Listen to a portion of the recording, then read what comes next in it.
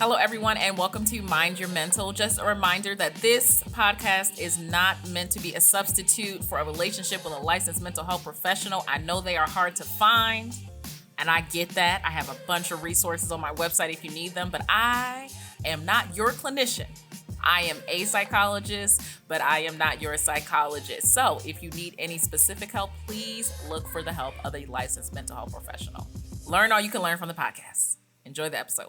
I really believe, and I know a lot of folks don't, that how I treat people in this world in my lifetime says something about who I believe God to be, right? Like, and when I get it wrong, I need to make it right, because the same God that created you, I believe, created me, right? Like the same image of God that is on you, I believe, is on me. And like if I see us in this way, then if I believe that God is good to me, and if I believe that like God's light shines on me, how dare I treat you in any other way? And that we don't see that. And here's the truth, like I tell people all the time, like it's enough folks that want to talk about it from a white supremacist standpoint, and that like we don't see that among white Christians, and like we don't. But let's also be very honest that we don't see that from our Christian auntie. Like we don't see that, we don't see that from the church that's down the street, that when you come in and you are a single mother with children and the doors of the church are opening, they expecting you to walk down because they see something is wrong with you that they need to fix. Yeah. You know what I'm saying? Like it becomes this, who is God to you?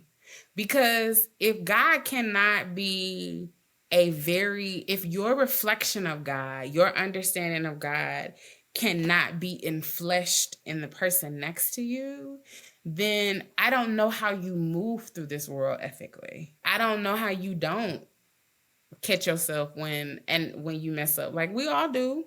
Yeah. We all, make mistakes. But if you don't have a real grasp of who God is and the people that you do life with in humanity, even if it's to say that's God's child and God's child can stay over there because I don't rock in those kind of circles. Like if you can't even see God in humanity, like I don't get how we move forward in any way, shape, or form. And I think that's, for me, that's always the question that I'm asking and answering. Like, and I think that the answer, I was telling this to somebody the other day, I was like, yeah, I think the answer is us asking different questions. Like it's a journey and a destination. And like, we are always becoming, we are always going towards advancing. So sometimes the answer is the answer, and sometimes the answer is a better question. You sound like a clinician. Listen. You said, I'm like, man, I might need to, let me see if that's the way I can rephrase that for Wednesday session, honey, because that's, so is it, so let's dive deeper. So is that the question? Okay. Mm-hmm. Or the answer? Mm-hmm. Let's go. Tell me more. Like I'm just here like, right. Let me get is that? And I said that to a friend the other day because, we were riffing off of the way that Zora Neale opens Their Eyes Are Watching God, their ears that ask the questions and their ears that answer. Mm-hmm. And we were like, well, what if some of those answers are more questions? And I was like, I think that's the point. They should be. They should be. I think a lot of times when, especially if I'm on social media or something, people want like a firm answer. They want the scripts. Mm-hmm. And that is not how people are. And people are like, that could be very frustrating. And I'm like, it is. That's why coping wise, most of the hobbies that I enjoy are hobbies that are black and white. Like I know you like baking. Yeah. I know when that was undercooked, do it again.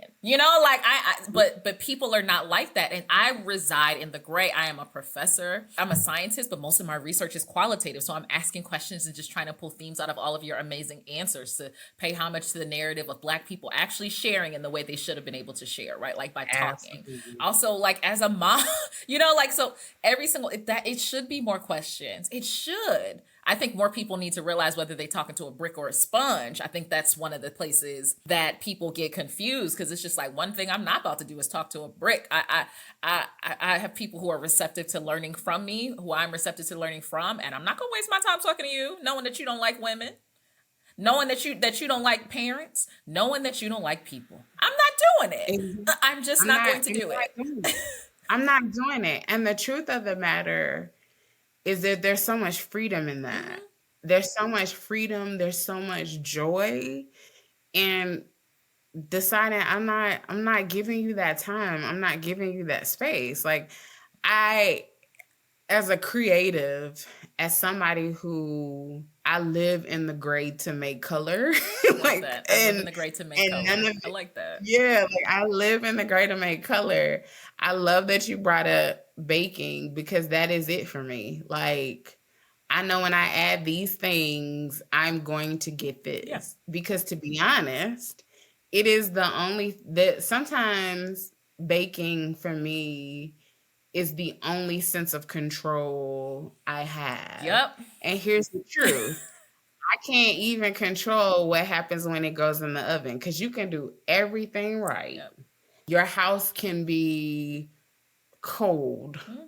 and it affect the temperature on the inside of your oven. Your house can be too hot. Your oven can decide, instead of doing 350 today, I'm gonna do 349. I'm just in the mood I'm for gonna do 349. Like, that really felt like the you know what I'm vibe for saying? Like, today. So I'm gonna stay there.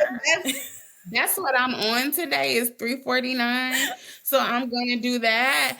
And like, I have had to relinquish whatever power I thought that I had and yield it to the universe and to say to myself, I'm on a journey to be the best person I can be, Mhm. to be the best human being that I can be. I'm not going to always get it right, but I want to always be trying.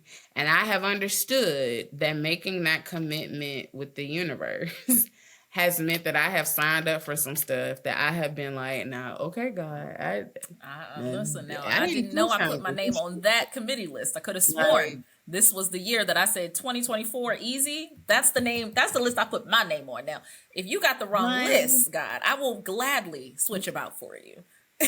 my, like, when I tell you January came from my neck, and I remember I lit my candle at the end of January and I sat on the floor and was like, now, what we talked about 30 days ago and what has happened 30 days later, bro, you got some explaining to do.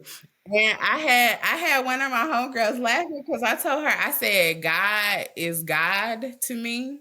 God is beyond gender. But when stuff don't be going right, God is a trifling man. Let me tell you And something, I because be when like, stuff go right, I be like, yes, girl, I earned it, did I not?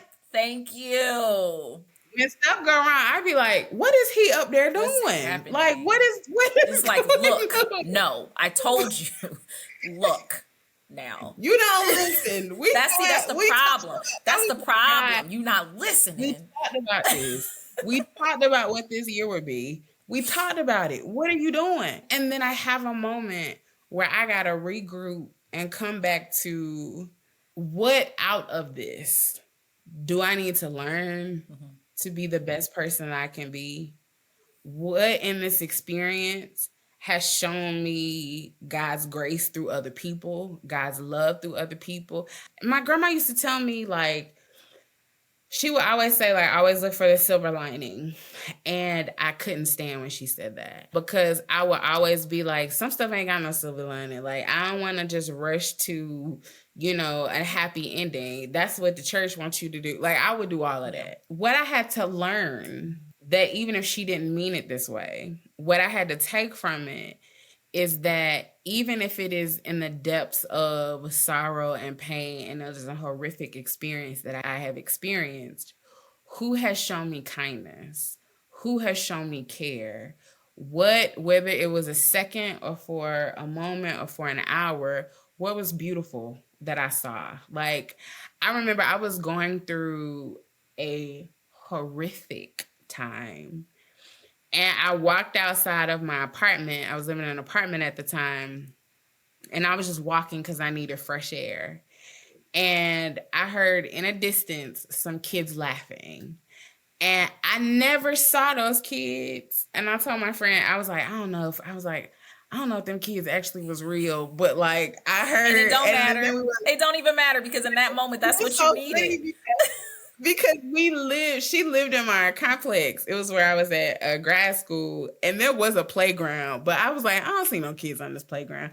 But I remember, and I've held on to that memory because it has reminded me of what, and it is the greatest example of what my grandmother taught me about looking for the silver lining, because that laugh was hope for me. Like, hey everyone, just a reminder that Mind Your Mental is not just a podcast, it is also a amazing community, if I do say so myself. It's phenomenal. I mean, you get more access to me. What more could you want in this life?